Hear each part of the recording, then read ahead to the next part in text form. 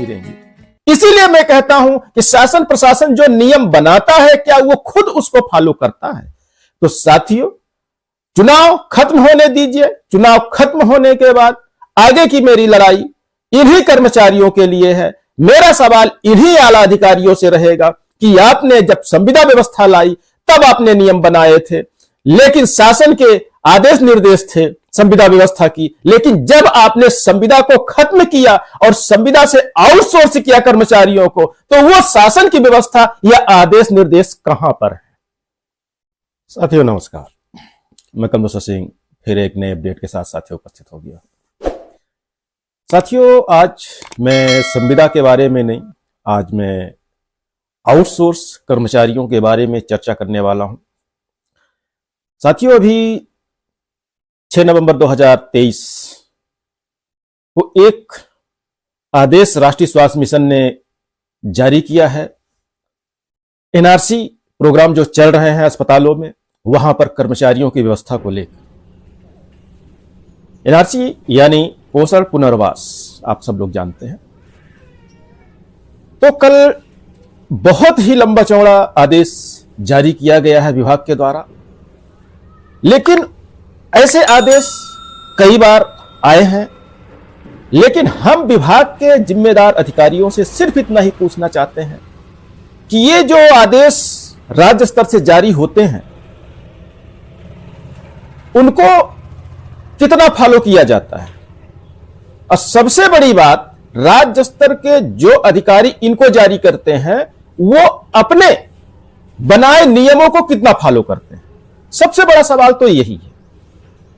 साथियों, यहां मैं ऐसा इसलिए कह रहा हूं क्योंकि कई साल पहले जब पोषण पुनर्वास यानी एनआरसी प्रोग्राम का सेटअप लाया गया और वहां कर्मचारी रखे गए और कर्मचारियों की जो व्यवस्था की गई, नियमित कर्मचारियों से की गई, संविदा कर्मचारियों से की गई, और साथ में आउटसोर्स कर्मचारी उस समय नहीं हुआ करते थे, ऐसी व्यवस्था नहीं लाई गई थी।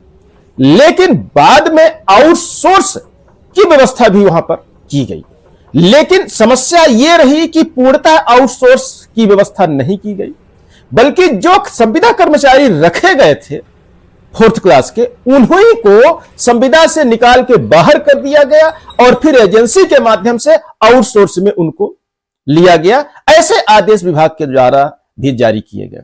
लेकिन यहां पे हम सिर्फ इतना ही पूछना चाहेंगे आला अधिकारियों से कि वो कौन सा नियम था शासन का, वो शासन या प्रशासन की कौन सी व्यवस्था थी जिसके तहत संविदा कर्मचारी को पहले बाहर कर दिया जाए और फिर उसको एजेंसी के माध्यम से आउटसोर्स कह के फिर से उसको वहीं पर लाके रख के वही काम कराया जाए जो पहले उनको संविदा पर रख के काम कराया जा रहा था।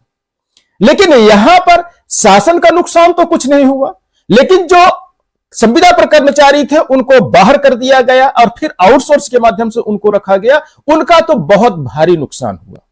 नुकसान आर्थिक भी हुआ और उनको भविष्य की सुरक्षा को लेकर भी नुकसान हुआ, दोनों तरह से नुकसान हुआ। तो पहले हम आर्थिक पर चर्चा कर लें। पहले शासन और प्रशासन जो इन संविदा कर्मचारियों को जो 4th क्लास के रखे गए थे, उनको जो मानदेय के रूप में पैसा मिलता था, वेतन मिलता था, वो सीधे शासन के खाते से उनके खाते में जाता था। तो पूरी राशि जो होती थी वो शासन से जो उपलब्ध कराई जाती थी वो सीधे जो मेहनत कश 4th क्लास के कर्मचारी थे, संविदा कर्मचारी थे, उनके खाते में पहुंचती थी।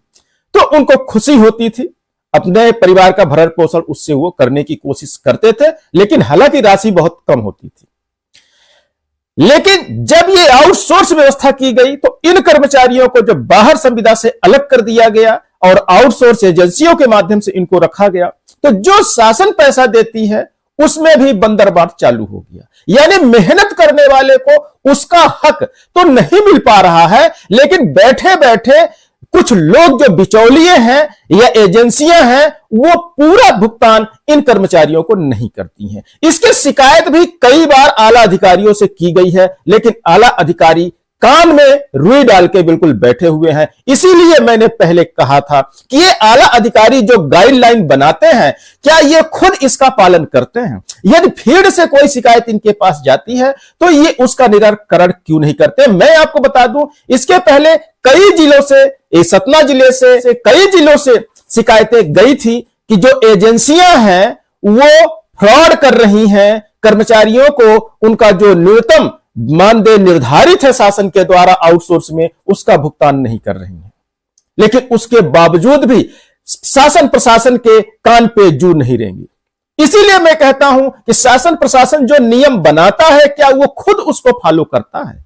तो साथियों, चुनाव खत्म होने दीजिए। चुनाव खत्म होने के बाद आगे की मेरी लड़ाई इन्हीं कर्मचारियों के लिए है। मेरा सवाल इन्हीं आला अधिकारियों से रहेगा कि आपने जब संविदा व्यवस्था लाई तब आपने नियम बनाए थे, लेकिन शासन के आदेश निर्देश थे संविदा व्यवस्था की, लेकिन जब आपने संविदा को खत्म किया और संविदा से आउटसोर्स किया कर्मचारियों को, तो वो शासन की व्यवस्था या आदेश निर्देश कहां पर है? उसको सबके सामने मैं लाने की कोशिश करूंगा। साथियों, जुड़े रहिए हमारे साथ। साथियों, चैनल पे नए आए होंगे तो चैनल को सब्सक्राइब करके जरूर जाइएगा और बेल आइकन दबाना बिल्कुल मत भूलिएगा, ताकि कोई भी वीडियो हम अपलोड करें तो आपको नोटिफिकेशन उसका मिलता रहे। साथ में वीडियो अच्छी लगी हो तो लाइक करिएगा, और यदि ज्यादा अच्छी लगी हो, काम की लगी हो, तो अपने साथियों को भी जरूर शेयर करिएगा। साथियों, बने रहिए हमारे साथ। हम आपकी लड़ाई आगे लड़ने वाले हैं। संविदा की लड़ाई लड़ा मैंने, सफलताएं बहुत कुछ मिली हैं। अब अगली लड़ाई आपके लिए मैं लड़ूंगा। साथियों, इन्हीं अपडेट के साथ लेता हूं विदा। बहुत बहुत धन्यवाद। नमस्कार।